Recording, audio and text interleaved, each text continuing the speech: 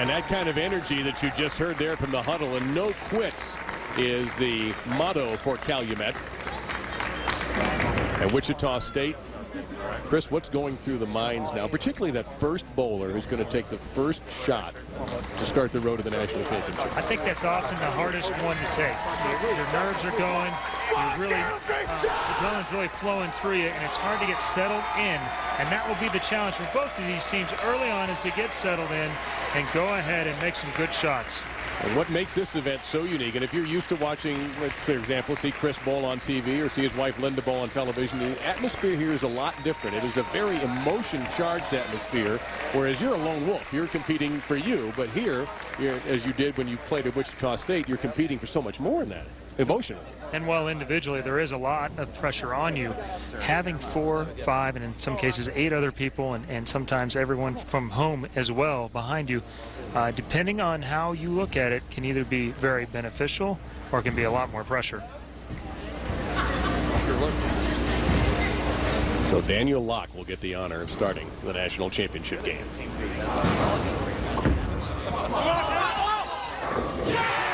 Can't do any better than that. No, that's a great, great opening shot. Right back at you, Wichita. And the numbers, by the way, represent the frames. So we'll see Jacob Peters again in the 6th frame.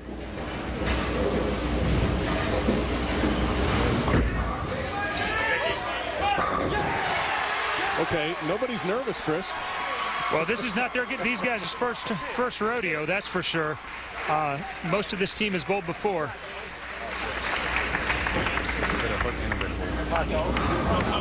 Wichita State dominated in the early rounds. This is what we're looking at today. Best 2 out of 3 wins. It's called the Baker format. So you have 5 players to bowl 1 complete game, and each player gets 2 frames. That's why you see number 16, for example, bowls 1 and 6. And yes, you can substitute. Toby Kraus. And that got away from him. Often a mistake. When you're a little bit nervous and you got things going, you'll get a little fast with your swing. And this ball will be inside a target. He's trying to hit about the 6th board. That's at 9 right there. Cuts right through the heart for the 4 count. I'm getting a little advice from Coach Mike Kubacki about how to attack this. Is there a way to attack this? Yes, you can make this spare. You have to cut the 3 pins, very thinly and slide it over into the 4. If you can do this, slide it into the 4, but you have to have enough angle for the ball to come through the back, and the ball has to still take out the 9. It's not easy to do, but it is possible. And he'll get 4 out of that, so an open frame in the 2nd. Drive that bus, baby, drive that bus. And an early opportunity for the Shockers. Well, this week the players are bowling on a 40-foot sport-compliant pattern, and you'll see many of the players, they've started out in practice playing up this 6, 7, 8 range. As they move in, they'll move into this part in around 14, 15.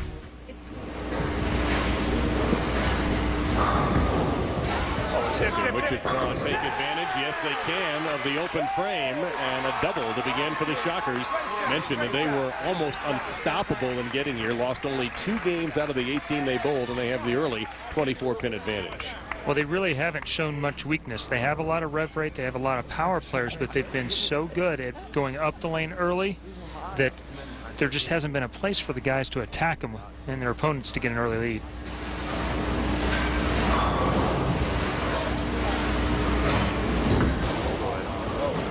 And that got away. And with Brooklyn, it's still a strike. Not pretty, but it's a strike.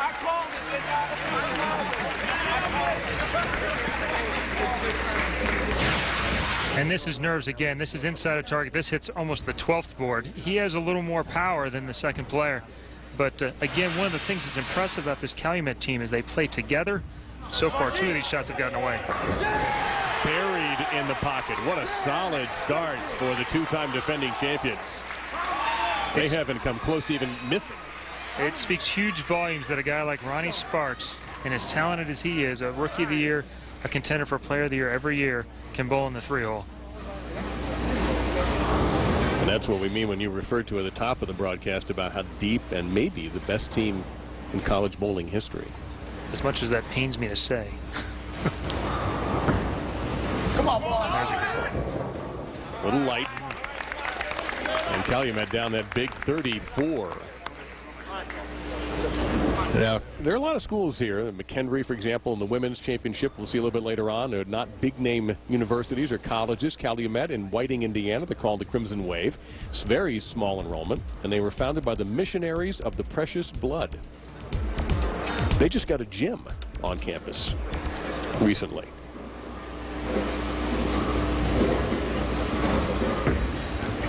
All right, Sammy. And an easy cover that time. I really like Sammy's game. I think one of the things that's understated about this Calumet team is how well they played together, particularly on the fresh. You talk about playing together. What do you mean by that in this sport?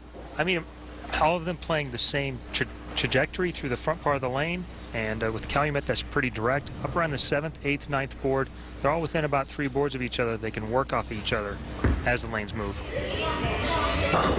And Josh Blanchard is the first Shocker to not strike.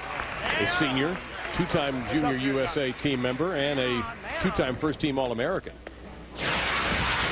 Well, this shot is inside a target, and you watch the ball coming right at you. He crossed about the 14th board there, but he got around a little bit slow, hooked up high. He'll make a little move.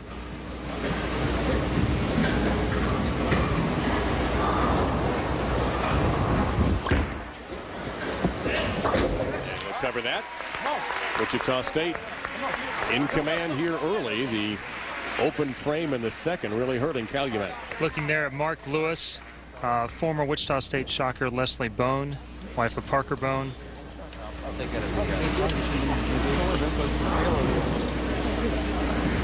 Ryan Gleghorn averaged over 203. Ooh, and he leaves behind a 410. Well, Ryan Gleghorn was asked what it would mean to bowl for a national championship.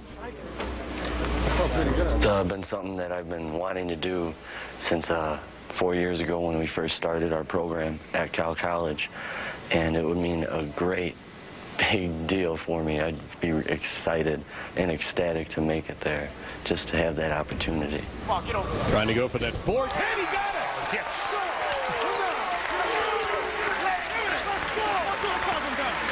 This is not something that even a professional does every day.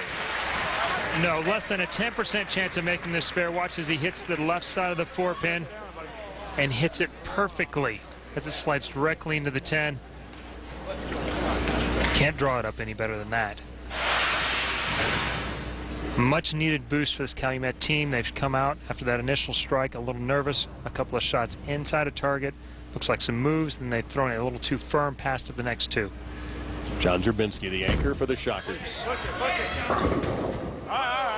And he almost had the same leave. The 10-pin was late in dropping, so a solid 9 for another 2-time Team USA member. The depth on this Wichita State team, you've talked about it, is just remarkable. Yes, Josh Blanchard has really made a splash the last couple of months with the European Tour and the High Rollers. John Zerbinski is bowled with myself and the rest of a lot of the PBA guys on Team USA. He and Josh both need to make a move, though, in this right lane. Under the TV lights, the lanes will break down faster. No problem there, and a very solid start for Wichita State.